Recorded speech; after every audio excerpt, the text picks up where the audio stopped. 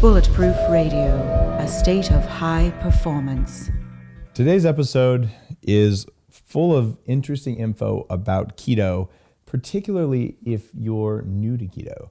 And if you're like, oh, I've been in the ketosis diet, I've been eating fat forever, I drink Bulletproof Coffee, I do it intravenously, wherever you are, we go into some really cool stuff about protein and what it does to you. And it's with a real famous guy. So this is just a great episode, and I hope you listen to the whole thing and enjoy it. You're listening to Bulletproof Radio with Dave Asprey. Today's cool fact of the day, you probably already know that your gut microbiome, all those bacteria in your gut, are full of information about our health and they influence our health. But a group of researchers just announced that they genetically engineered bacteria to produce molecules that could treat certain disorders by altering your metabolism. Like they could reduce your blood glucose levels. Metabolic diseases like type 2 diabetes are a huge target for pharmaceutical companies and drug therapies. Now, I'm a bit concerned because even though the bacteria are engineered, they could be helpful, but one thing that happens when you engineer a bacteria and you let it go, it talks to other bacteria via something called plasmid level group sharing. So God knows, do we really want bacteria in our gut that reduce our ability to use glucose, or do we just want to fix our bodies so that we know how to use glucose and not put too much of that stuff into the system? I'm not really sure, but I can tell you what I would bet on. Anyway, it's kind of cool that we're now engineering those bacteria in the gut. I do not have a problem with engineered bacteria in my gut that are shown to be safe, that will make me live to 1,000 years old. I'm actually willing to take that risk, but if it's just to reduce a disease that we could fix by eating the right foods, maybe that's not worth it. Hey, that's just me. Before we get into today's show, I got to tell you about one of my favorite travel hacks. If you're watching on YouTube, I'm showing this to you. Bulletproof.com/YouTube will bring you there. The Bulletproof Brain Octane 3-ounce travel size. A bottle you can refill. You get it one time. You can fill it from your 32-ounce bottle anytime you want. TSA approved size. You can carry several with you. Doesn't leak. I tested it in my wife's high-end handbag at 22,000 feet elevation. Why? Because I have equipment in my labs that takes me to 22,000 feet elevation, at least in terms of air pressure. So kind of cool stuff. And you know what Brain Octane does for your brain? It's awesome. It adds ketones to your diet directly as an exogenous form of ketones. All right. Today's show is going to be a lot of fun because it's with a friend, a guy who's been on the show before, and one of the leaders in this revolution around what we should eat, how we can exercise, and things like that. It is none other than Mark Sisson, who is a very well-known endurance athlete, a very successful website, Mark's Daily Apple, and a guy who has a new book out that's pretty cool. You might have heard the last interview with him where we talked about new ways to do endurance exercise that don't beat you up as well. And you've probably read Primal Blueprint by now. If not, it's a book that I like. And we're going to talk today about the Keto Reset Diet, reboot your metabolism in 21 days and burn fat forever. Mark, where did you come up with such a catchy title? Oh, gosh. So, yeah. So I'm a marketer, right? And I have to come up with something that's catchy. And ketogenic has been taken, and keto is kind of the new, catch-all phrase for ketogenics, ketosis, ketones. And then, this is a mainstream book.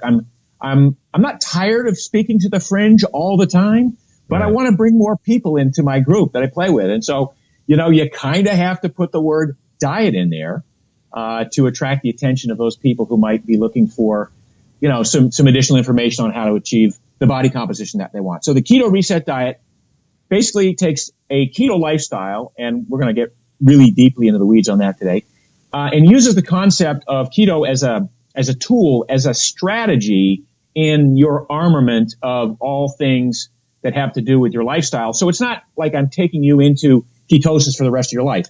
It's using keto as a strategy for a couple of weeks at a time to reset your metabolism with the idea that you want to improve your metabolic flexibility and your metabolic efficiency. And in doing so, everything good in your life improves. You decrease inflammation, you increase your amount of muscle mass, you increase the amount of energy you have, you certainly increase access to cognition and to productivity. I found I sleep better. So there are a lot of things that happen as a result of this metabolic flexibility and this metabolic efficiency that can be achieved through a regular keto reset. It's awesome that you said something really important. You said you go into it, you reset it, and you grow metabolic flexibility. I, in the early days, would do like hardcore keto for long periods of time. And at first I felt good, but over time I developed problems from that, including I had a leaky gut, some food allergies, my sleep quality went down. But if I'm never in ketosis, my life absolutely sucks. And so by doing something similar to what you're talking about here, I just had my, let's see, what was it? It was my insulin sensitivity tested. And they tested on a scale of 1 to 160 on the test that I was using. And I scored 1. I had perfect insulin sensitivity. And at the same time, my glucose tolerance was around 70th percentile. And they looked at me and they're like, it's not possible to be highly insulin sensitive and highly glucose tolerant. And I'm like, yes, it is, because you're looking at it. But what that comes from is metabolic flexibility, and ketosis is part of that. So thank you for just laying that out up front, Mark. Because I'm concerned you get some of these, you get like the raw vegan crowd, and I've been a raw vegan, a devout raw vegan for a while, so I'm speaking from experience here, and they'll be like, never cook anything, and it has to be only plants, and it's very pedantic, and I'm seeing the same kind of mindset emerge from the very fringe of the keto movement, where it's like, if you ever eat a carb again, you're a bad person, right? What's your take on that? Well, I mean, my take on that is, look, the tagline for my company is live awesome. And the idea is I want people to feel good. I want them to extract the greatest amount of enjoyment, pleasure, fulfillment, satisfaction out of every moment possible. And in many cases, that includes enjoying every single bite of food you eat.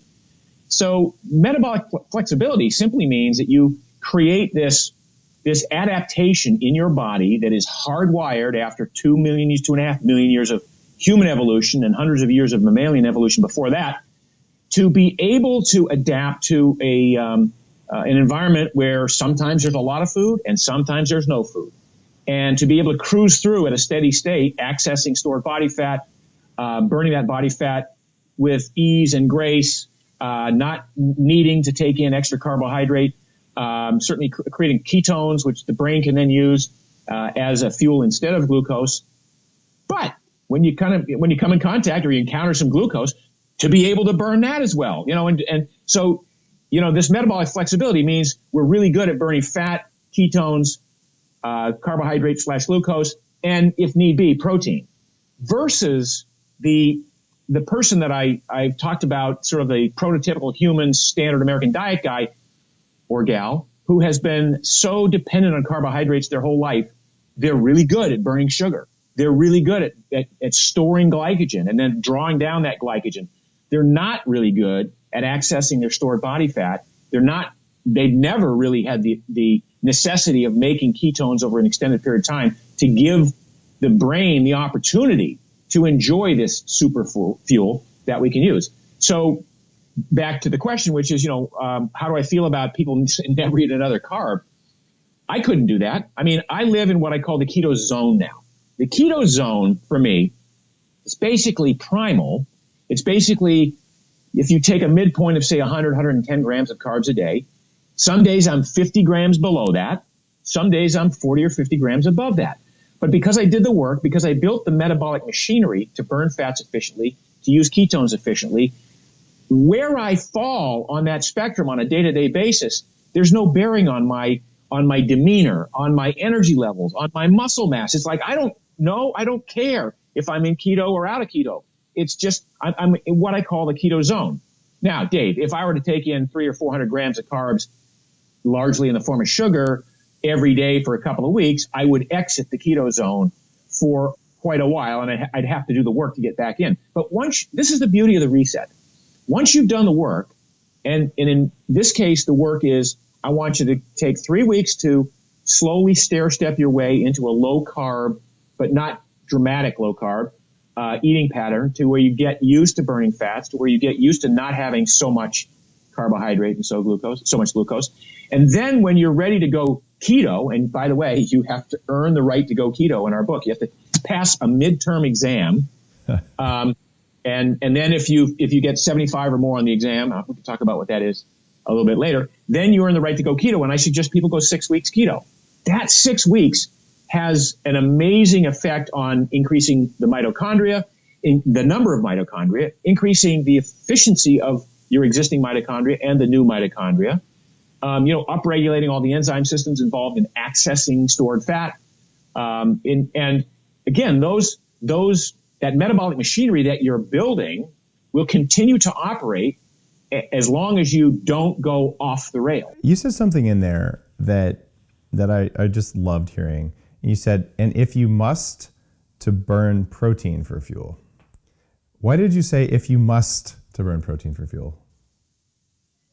Well, if you look at any textbook on metabolism and human body and biochemistry, you'll know that the body can burn certain amino acids, and certain amino acids enter various energy cycles, the Krebs cycle. But the fear that a lot of people have who are in ketosis is that that they're not eating enough protein, and that they need to eat more protein than that. But then the other fear on the other side is that if you eat too much protein in ketosis, then somehow it's bad for you. It all turns to sugar.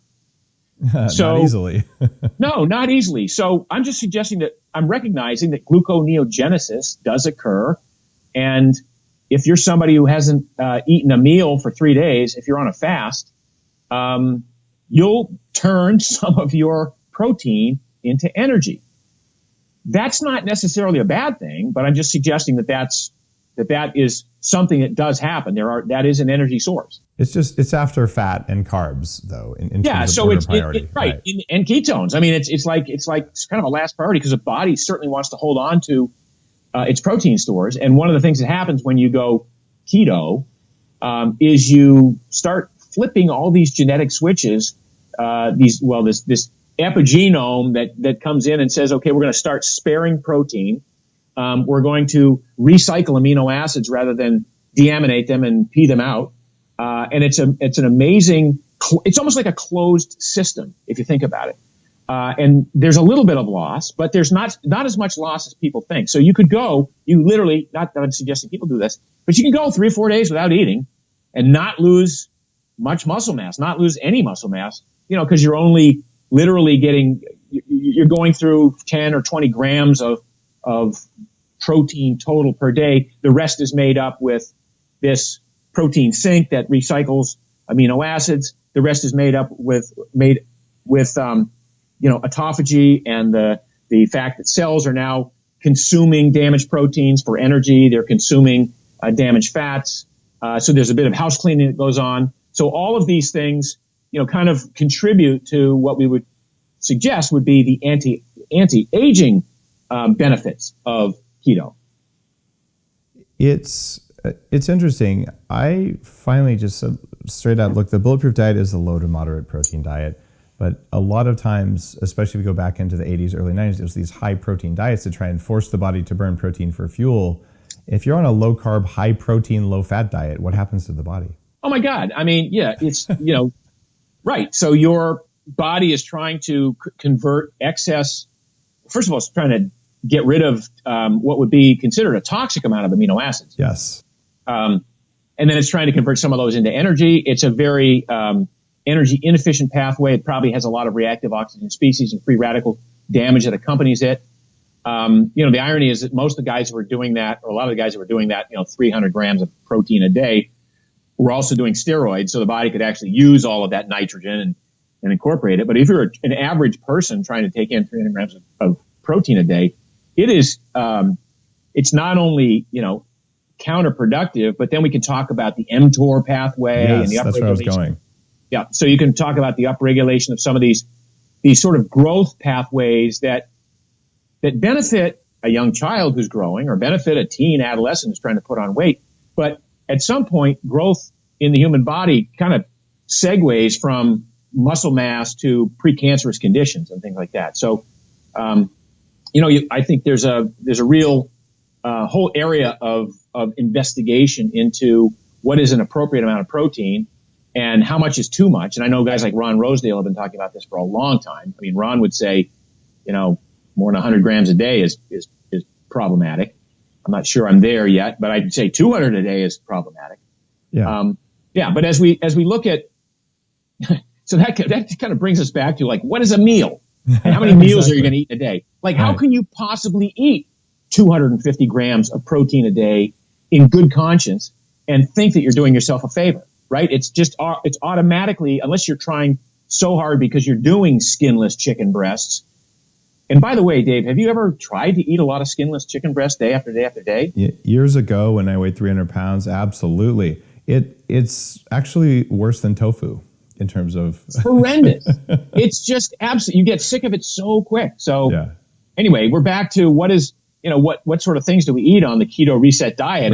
Right. And it's not that. And I want listeners who are new to keto just to understand, we're not talking about this high protein thing, because a lot of people who aren't familiar with ketosis and these higher healthy fat diets, they're actually thinking they're going to be in ketosis if they eat, a steak and chicken breasts and eggs every day. And I know that your book settles that, sets it straight. And we certainly agree on that point. That's not how you get in ketosis, and that's not how you live a long time. It's not even how you look good. Like it's 1980s logic, just like the low fat thing. Right.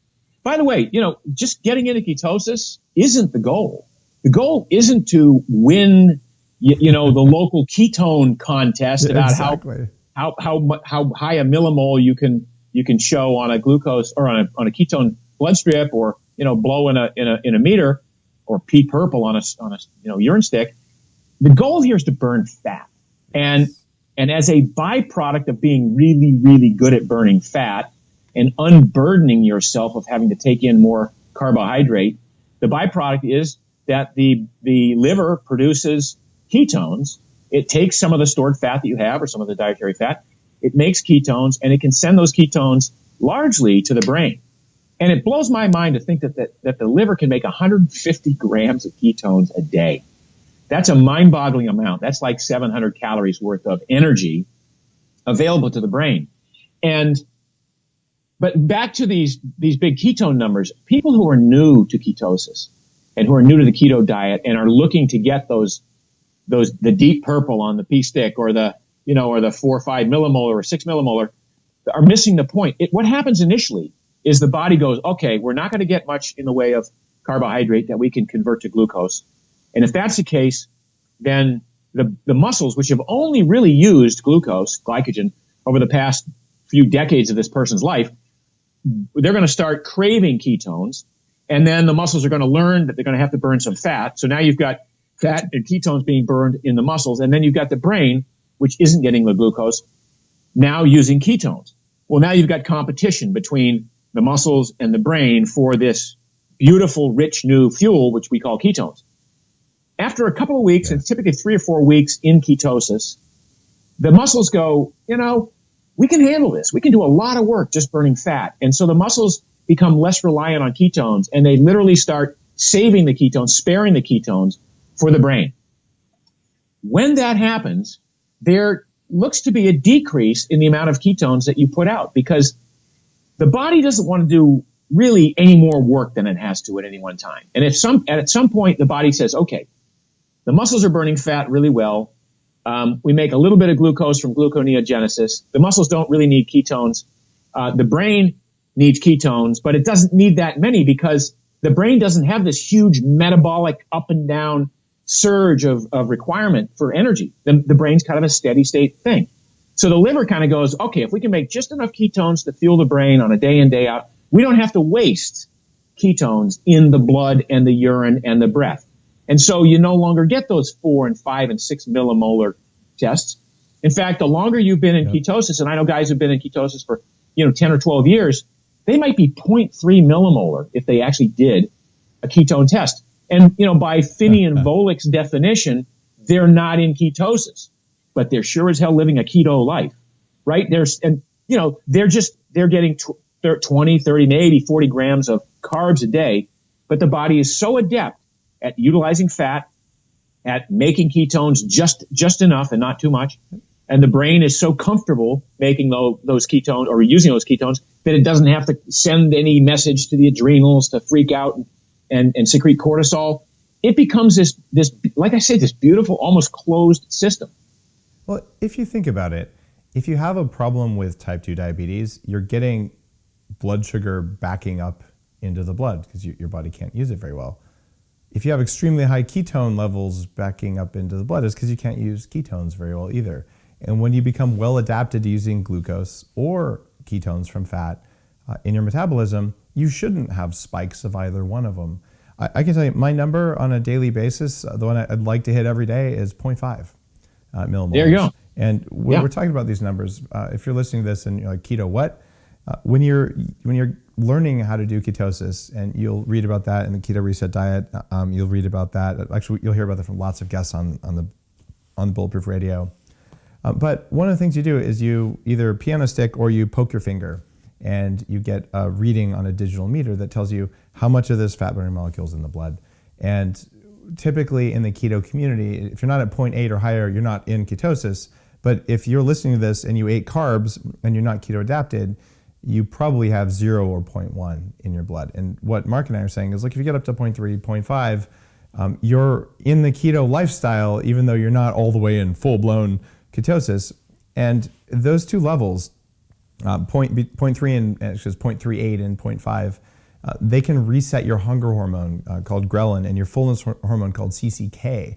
And that's stuff that's also in Headstrong, my last book. And the idea there is your whole behavior changes, your whole brain changes when you do this. And so that's kind of the 101 version of this. In your book, I'm guessing it has to, I don't remember that chapter, but it has to have that basic info in it, right, Mark? So people new to this can read the Keto Reset Diet. Yes, the term ketosis has this connotation of an excess of ketones in the bloodstream, right? Just like type 2 diabetes is an excess of sugar in the bloodstream and an inability to appropriately dispose of it.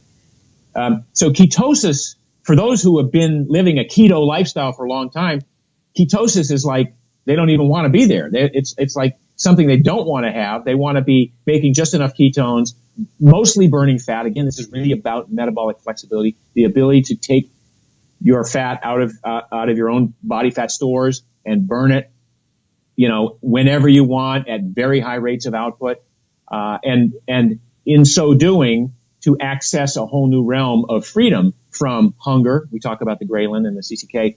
The fact that the ketogenic diet or keto is basically an appetite suppressing diet, and it's an amazing side effect and benefit of this, because how many people literally live their lives from one meal to the next driven by hunger?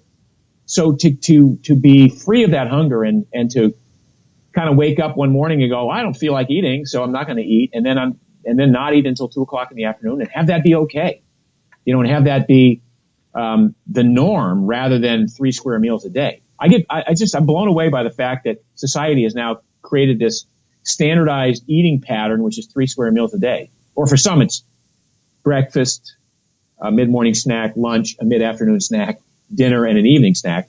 But that's not how humans evolved over the millennia. We evolved to eat fractally, to eat once in a while, to eat. We're actually wired to eat a lot of food when it's present, because the evolutionary survival mechanism was, well, maybe there's not going to be any food in a couple of days, so I better eat as much as I can, store as much as I can in the form of fat. And then because I'm so good at taking fat out of storage and using it as energy, I can go 2 or 3 days and not just survive, but thrive. Do all of the things that I would normally do if I were eating and taking in energy, but do it within this closed loop for a couple of days. So when I was heavy and I was working to lose weight, I had this hammered into me, like, if you don't eat 6 times a day, your body will go into starvation mode, you'll hold on to fat. And I did that religiously. And the first time I heard about skipping a meal or fasting, it created this like visceral sense of dread, partly because I felt like I would die if I would skip a meal, because I was so stuck on this glucose thing and because my metabolism was broken, right? So for someone who's listening to this who hasn't experienced any of these states, what you're saying, Mark, is absolutely true. I could not have imagined being able to say, I skipped breakfast and lunch and I had a full day and I just don't really mind. Like, I'm okay either way. It's not a look at me, I'm good, I'm really hungry, I'm just gonna man up, I'm gonna use my willpower. No. It's that I don't care. And it's that not caring. I'm good either way. That's the liberating thing. That's why ketosis is just taking off. Why it's actually, I think, eclipsed paleo in terms of search terms recently. And it's just because, like, wow, in some paleo diets, some of the primal teachings can put you in ketosis, but they don't always. And if you're eating, paleo cookies made out of, honey and molasses and God knows what else, 52 grams of carbs. Yeah, exactly. Of approved sweeteners. Exactly. It's not that. So this is it's more nuanced, but it is the most liberating diet you can possibly imagine. And it's certainly the basis of my recommendations are you got to be in ketosis sometimes. And your book is doing a really good job of getting people jump started into this and just putting them on a real path to doing it, which is a service. Well, thanks. I want to just touch on what you said before about the old paradigm by which you lived, which was multiple small meals a day, because if you didn't keep up your glucose levels, you go into cannibal mode, you'd cannibalize muscle tissue. That would lower your metabolism, which would make it even more difficult to burn off excess calories. And by the way, all that stuff is true. If you are living in that sugar/carbohydrate paradigm and you've trained your body to access most of its energy from glycogen or from food, primarily carbohydrate, then you lose your ability. Your ability to burn fat atrophies. And you don't need as many mitochondria because fat burns in the mitochondria. But if you're not burning much fat, the cells go, well, we don't need to maintain this expensive machinery to burn fat if you're never going to burn fat. If you're always going to be giving us every couple of hours a fresh supply of glucose, then we'll become really good at burning glucose, and we'll suck at burning fat. Now, the danger of that is if you do skip meals, then exactly what you said you would fear does happen. If a body is so used to just getting its energy from glucose and glycogen, and then you withhold that, the brain, which needs glucose because it hasn't learned how to burn ketones, the brain goes, oh my God, there's no glucose. We have to take immediate action, evasive action. We have to secrete cortisol in the adrenals. We have to go tear down some muscle tissue to send some of those amino acids to the liver to become glucose so we can fuel the brain. And that's how most of the world lived, at least most of the Western world lived, trying to lose weight over the past, several decades. So all that stuff that's based on a carbohydrate heavy diet, it's all true. You do need to eat multiple small meals a day. You do get in trouble if you skip a meal. But if you flip all that stuff on its end and you go, well, if I learn to become good at burning fat, and if I become fat adapted and keto adapted, then all of a sudden my muscles don't need glucose or glycogen to move around throughout the day. In fact, at very high rates of output, 80, 85, 90% of all the energy that I need can come directly from fat. If I can train my brain to thrive on ketones instead of needing glucose, then whenever I choose not to eat, I'm taking fat out of my own body fat storage, I'm making ketones, I'm losing weight, I'm trending toward my ideal body composition, I'm doing house cleaning in my cells, I'm repairing damaged DNA, I'm decreasing inflammation. I mean, all these amazing things happen when you become fat and keto adapted that are just not available to you when you are a carb and sugar burner. That's motherhood and apple pie to me. Well, apple pie made with a gluten-free, zero-carb crust and no apples, right? Yeah. MCT oil in the crust, too. There we go. We'll crank it up somehow. So walk me through the keto reset. Like what happens when you wake up in the morning? Like just kind of walk me through a typical day during the Sure. reset So the book really is about, first of all, like I do in all my books, I spend a fair amount of time explaining why we're doing this, why what we've been doing in the past hasn't worked. We talk about the fact that there are probably a lot of ways to do keto bad. There's also a lot of ways to do keto well. There's not just one way. So I want to give the reader some opportunity to look at the different ways and to explore that. But one thing that I learned early on, and the reason I went keto in the first place, as you mentioned earlier, I've been primal for 15 years. So I've had pretty low carb intake. My daily carb routine has been 70 to 150 grams a day, max 150 grams a day, very, very comfortably for decades. So for me to get to the next level, it was just about, all right, can I find 40 more carbs to take out of my diet to get me fully into ketosis so that I spend, 6 weeks in keto and never come out, because I want to have that training adaptation that stays with me for a long time, right? So in the book, we talk about, well, how do you get from, like the old days of Atkins, oh my God, the guy would be having 400 or 500 grams of carbs a day. And then they go, all right, I'm going to do Atkins. I'm going to go down to 20. Well, that was just such a setup for failure. Ugh. So everyone would. And, some people could like will their way through it, for 3 weeks and finally come out on the other side. But most people would bail.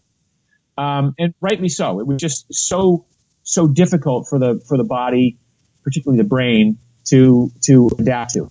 So we stair step you down by taking you primal first. We obviously look at what are the foods that don't serve us well in any context in our diet, and those would be the pies, the cakes, the cookies, the candies, the sweetened beverages, the sodas, and all that stuff. I think most people know that by now.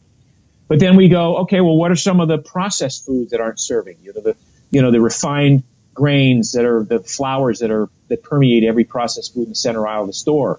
And then what are some of the potential irritants that are in your diet that may be coming from even whole grains? Do you have a gluten issue? Whether or not you're celiac, I think a lot of people have a gluten issue. I'm certainly one of those. So we get rid of the grain foods and we just leave you with a pretty amazing spread of a cornucopia, if you will, of food. It's meat, fish, fowl, eggs, nuts, seeds, vegetables, lots of vegetables, a little bit of fruit. And within that 3 weeks, your body starts to understand that there's not going to be as much ready access to glucose. The body understands we're going to have to start burning a little bit more fat. The body kind of adapts to a new set of intake criteria. And the body is phenomenal at this if you give it the right signals. What's his name? The Zone Diet guy, Barry Sears. Barry said, every bite of food is a hormonal experience. Right. And I love that. I always dug that comment because it's true. So, you have insulin and you have leptin and you have ghrelin and you have glucagon and you have epinephrine and norepinephrine and cortisol and all the sex hormones and thyroid hormones and everything kind of circulating in the body. And these are all just messaging systems that are trying to keep you in homeostasis and try to keep you alive. So every bite of food you have is basically providing information to the body. So what we're trying to do with the keto diet and with this stair stepping down is to start to reconfigure what these signals are going to look like. And so there'll be less and less glucose, and there'll be less and less glucose metabolites, and there'll be a little bit more healthy fat. And we're going to get rid of a lot of we're going to get rid of the industrial seed oils because we know that those are problematic with insulin sensitivity. And so at the end of 3 weeks, you've kind of cleaned your diet up, and we're not ready to go keto yet because, as I said, there's a midterm exam in the book, and you have to get a 75 on the midterm to earn the right to go keto for 6 weeks. But that midterm exam doesn't look at blood work. It doesn't look at urine strips. It looks at how do you feel. So different metrics. How do you feel when you wake up in the morning? How long can you go before you have to eat something comfortably? I don't want people to be uncomfortable here. I want people to just pay attention to the signals. Can you do a workout in the middle of the morning, fast, and get through the workout and fine and not be lightheaded? So these sorts of questions. Also, how much sleep are you getting? Because sleep is a pretty critical component of this. Stress levels and things like that. But if you pass this midterm, then we take you into a 6-week keto program. And, the book has 100 plus recipes that are very easy to prepare. I'm all about simplicity when making food. But, things that we literally hold your hand through this keto process. Now, one of the real common keto beverages out there, like 100 million cups sort of common, is Bulletproof Coffee. And what's your take on that in the Keto Reset Diet? For people who are maybe struggling with that morning, not eating a real meal, not eating real food at that point, Bulletproof Coffee could be a great way to get some MCT oil into the brain and start the whole ketone process going. And that's look, I'm looking for all of the tools and strategies that I can find to make this palatable for most people. What about black coffee during fasting? There's some debate about that too for the true fasting components. Yeah. No, people would say that even black coffee is sort of disrupting the fast and introducing some digestive processes and central nervous system stimulant, releasing free fatty acids and things like that. Well, so I know some of the scientists are suggesting that. And again, I love my coffee. So I have a cup of coffee every morning. I start my day with a cup of coffee, and I don't call it breaking a fast, because I don't put calories in my coffee.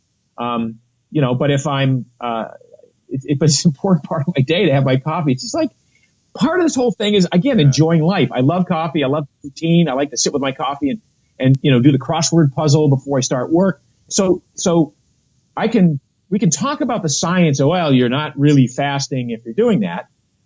But as long as you're accomplishing the goal, which is to become better at burning fat, then whether or not you use fasting, judiciously or exclusively is kind of up to you. Bad news for the scientists who are like, oh, if you have anything but water, when you're fasting, you also would need to purify the air you breathe, because you're actually taking other things in that aren't accounted for in their incredibly precise definition of things. Plus, there's a study that shows the equivalent amount of caffeine in 2 small cups of coffee doubles ketone production in the morning. So if you wanted more ketones present, I don't know. It seems like that might be a useful thing to do.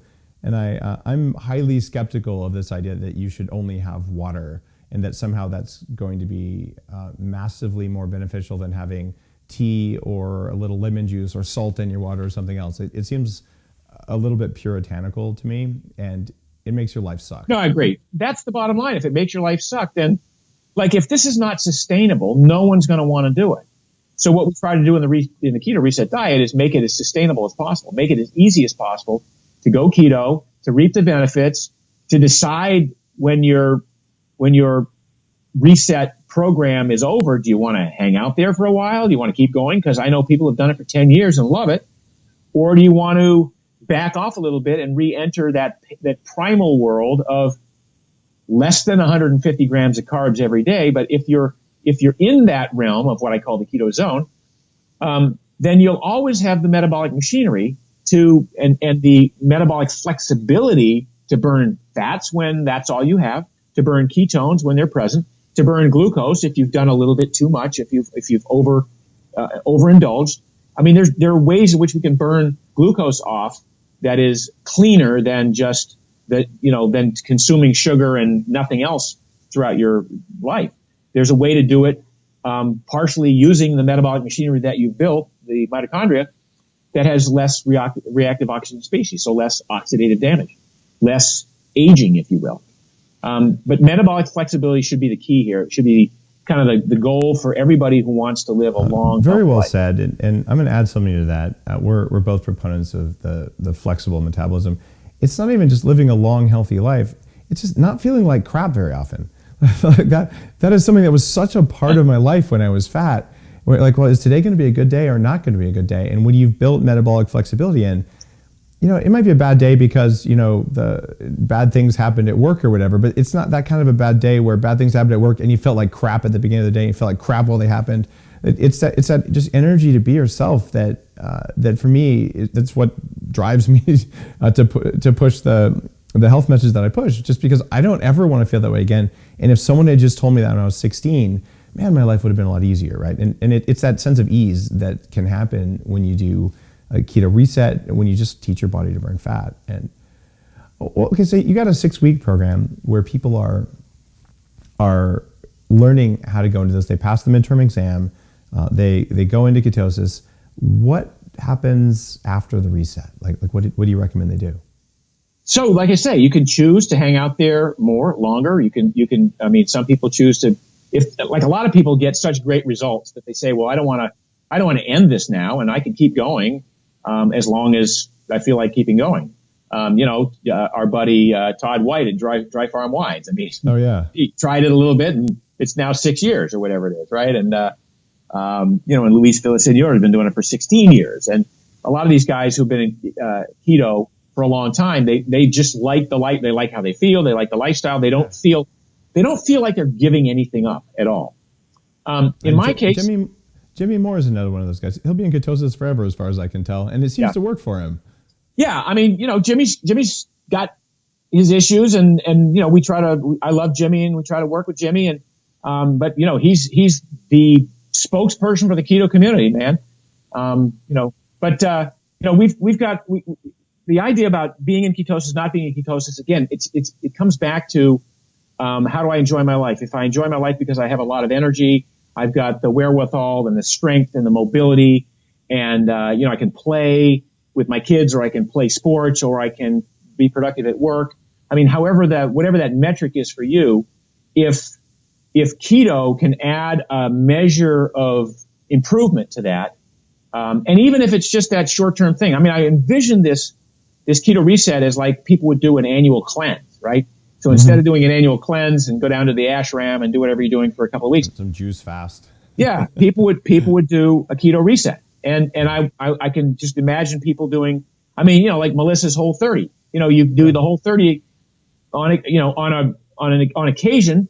I don't think many people can live in the Whole 30. Melissa can't even live the Whole 30, and she admits that. It's like this is a cleanup, right? This is a thing to reset your apostat, your thermostat, your whatever you want to call it, and that's kind of how I envision the Keto Reset Diet. It's like a way to go in and reset your metabolism every year, ratchet it up a little bit, improve the mitochondrial efficiency, the number of the mitochondria, do some house cleaning with the cells that maybe need some autophagy, upregulate your immune system, all those things that you're gonna focus on, it's almost like a boot camp. It's almost like a training program. Like if you train for a 10K, well, you're doing 6 weeks training for 10K. Now you're doing 6 weeks of eating training for the rest of the year. That's how I look at it. And I think, again, it's anything you do where you spend time in keto benefits you whether you're in keto or not. Do you ever think of like Ramadan, where you go through a month of basically not eating anything during the day and oftentimes not even drinking water? Is that a form of a reset as well? You're not necessarily going to go in ketosis. I've had a bunch of people reach out who do basically Bulletproof during ketosis, like they want to be in ketosis so they don't get hungry during the day during Ramadan. Is that maybe a very old historical version of a reset for metabolic flexibility, do you think? I would totally buy into that theory. I would, there was a time not long ago when I would have said, I cannot fathom the concept of going that long without eating. I can't imagine how you could preserve muscle tissue. And yet I started, when I started to see what happened with my own body, when I started to see how long I could go without eating, or how, like I can thrive on 30% fewer calories now than I did 5 years ago, just based on my resetting my metabolism through this keto reset diet. Some people might look at that and go, well, wait a minute, Mark. You mean you take in 30% fewer calories than you used to? Well, that's not a good thing. Don't you want to take in as many calories as you possibly can and not gain weight? And it's bizarre to me that most Americans think in these terms. Like, Dave, what's the most amount of food I can eat and not gain weight? Dave, what's the biggest piece of dessert you can serve me where I won't feel like crap? So there's this sort of a gluttonous attitude here, and it pervades everything. I go to the gym and people are, they're spending 45 minutes on the treadmill 5 days a week, sweating and grunting and struggling and suffering. I'm like, dude, why do you spend so much time on the treadmill? And you know what the answer is? Because I love to eat. Yeah. I'm like, whoa, you would put yourself through that much misery on a regular basis so you could have a couple of more bites of something you probably shouldn't eat in the first place? Do you realize how crazy that is? And yet that's how we live our lives. So I flipped that over a couple of years ago, and I thought, what's the least amount of food I can eat, maintain muscle mass or build muscle mass, have all the energy I need, never get sick, and most importantly, not get hungry, because hunger throws this thing all out the window. But if you start to think in terms of, it doesn't take me that much food to maintain muscle mass, have the energy, not get sick, and still not be hungry, and it's like eye-opening. So now we take it back to the Ramadan thing, and I think now I start to understand how people call themselves breatharians. And I'm like, that's crazy. And yet I'm starting to think, well, maybe there's something to that. Maybe they've accessed this closed loop for long periods of time where they actually can do pretty well without eating. And maybe that's what's going on with Ramadan. It could be. And there's some weird stuff, some studies I uncovered when I was doing strange mitochondrial research for Headstrong. It turns out if you eat a lot of plants, you can steal some of the chlorophyll. And if you get sunlight, you can use the chlorophyll to add electrons to your mitochondria. Like the Swamp Thing story, it's a small percentage. Right. You get sunlight with red light. Red light also contributes electrons into your mitochondria. And if you're doing that and you have a tight closed loop system where your body is recycling things a lot, you probably can get by on very little. But most of the so-called breatharians, at least the modern ones, have been caught, at 7-Eleven with 72 hot dogs. Yeah. But so still, I'm a little skeptical. No, I'm not fully being, aligned with that breatharian thing. But I just thought the concept is interesting. Like, what if most of the good stuff that happens to humans happens when we're not eating? In other words, eating, like a boa constrictor eats an antelope and then is in torpor for a little while and then doesn't have to eat for a couple of weeks. A lion could eat 80 pounds or 90 pounds of zebra, take a nap, and then doesn't have to eat for a couple of days. What if that feeding thing, that we're sort of in a little bit of a limbo as we're packing in energy, but then all the good stuff happens when we're not eating. All the repair, all of the sparing of muscle, all of the decrease in inflammation. What if all that good stuff is happening when we're not eating? Then it would behoove anyone, I think, to at least embrace a compressed eating window and probably to engage in some form of a slightly extended fast once or twice a year. This is sort of where my brain goes with the next level of this stuff. If you want to live a long time, the evidence is in that there's something to be said for that, and it's certainly not going to be harmful. And it's different if you're doing a 30-day water fast, and like you can go off the deep end on that, but skipping food for a few days, a couple times a year, like it sounds like a huge thing, almost like taking a cold shower in the morning. But once you're set up for it metabolically, a cold shower in the morning is no big deal. Yeah. Even though the first time you try it, you feel like you're going to die. But we're talking about that American thing, how much can I eat? One of my regrets, when I was doing the research for the original Bulletproof Diet book, I ate 4,000 to 4,500 calories a day, which sucks. I had to force myself to eat that much food. And I was doing it to show that I was eating enough calories to gain 20 pounds in a month, but I only gained 3 pounds. Therefore, this whole calorie, efficiency matters of your metabolism. And I actually lost weight on that, and I put it in the book. So some people took that and they're like, oh, so on this diet, I have to eat, thousands of, I'm like, no, like that's not what it's about. But the idea is different foods will make you store fat or burn muscle or store muscle at different rates. And it all depends on your metabolic flexibility. But you're right. And I fully embrace that idea. Eat what it takes to feel amazing. And don't eat more than that, because you don't want to eat more than that. You don't need to eat more than that. And you get that from the Keto Reset, from ketosis in general. And you can sort of get it even from the old Atkins diet from the year I was born. But if you're doing it on pork rinds and cream cheese, you're probably going to get some inflammation from that. And it's less nuanced. But man, it does set you free. And so I'm happy that you've written the Keto Reset Diet to help a lot more people access this and to make it less of a radical fringe diet for bodybuilders and CrossFitters and biohackers, and more into something that honestly my grandmother could be doing. And right. That's a great public service, Mark, and I'm happy that you're doing it. Oh, appreciate that. We're coming up on the end of the show, and I've already asked you, because you've been on the show, that question, the 3 things that you'd offer to someone who came to you and said, hey, look, I want to perform better at everything I do as a human being. But I'm wondering if writing the Keto Reset Diet and just your recent transformations, your new experience with endurance exercise and training loads, with growing your company, and with writing the Keto Reset Diet, I'm wondering, what would your answer be today if I came to you and I said, I want to perform better at everything? What matters most? Give me the 3 most important things from the Mark we know today. Well, the first one would be to make sure that you understand that your thoughts are just your thoughts. They don't exist in reality. The negative self-talk, the chatter, the worry does not exist. They're just projection of this thought machine. I mean, I like to occasionally in some of my seminars tell people that the human body is a life support mechanism for a thought machine. But basically, to understand that we get in our own way so frequently because of self-doubt and worry and angst, And it doesn't have to be that way.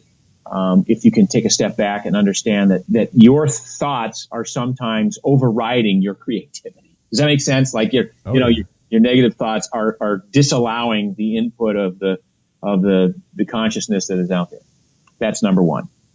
Number two, I still to this day think that sleep is probably the most overlooked, undervalued component of a healthy lifestyle. And so many people I know don't get enough sleep, and brag about it.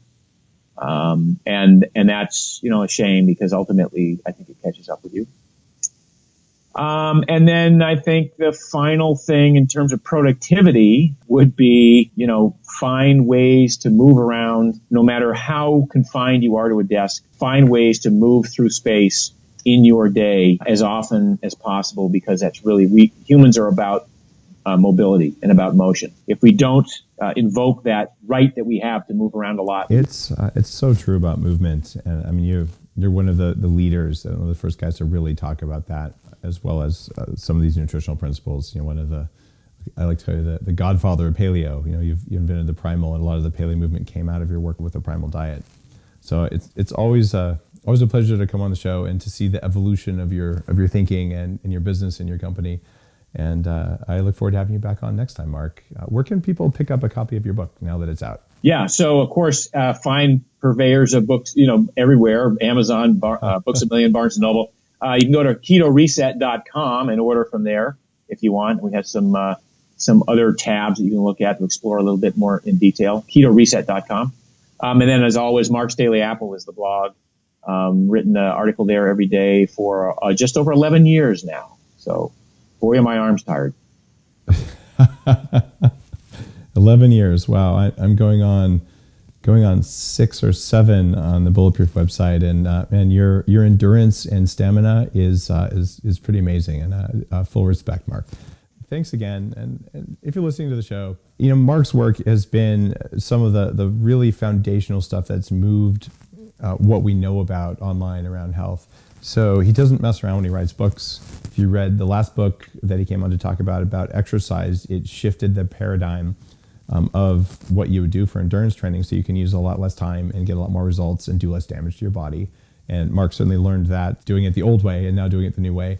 And he's shifting his nutritional knowledge with his new book on keto here. So it's worth a read, and I'd encourage you to pick it up. Thanks, Dave. You got it, Mark. All right, everyone. If you like the show, you know what to do. Head on over to iTunes. You go to bulletproof.com/iTunes because it's easier that way. And leave a review. Just say, hey, I like Bulletproof Radio. It's worth like 10 gazillion stars, or just 5 or 4, whatever the top one is. I appreciate those reviews. I actually look at those reviews. Anytime you leave a book review for Mark, for me on Amazon, authors like us, that's one of the things that motivates us to write our next book. And it really helps people know whether the book is worth their time to read. It's the greatest honor for an author to know that someone read the book and that they got really good value out of it. So take 10, 20 seconds to leave a review for your favorite authors. It matters more than you can possibly know, because it gets us fired up. Have an awesome day.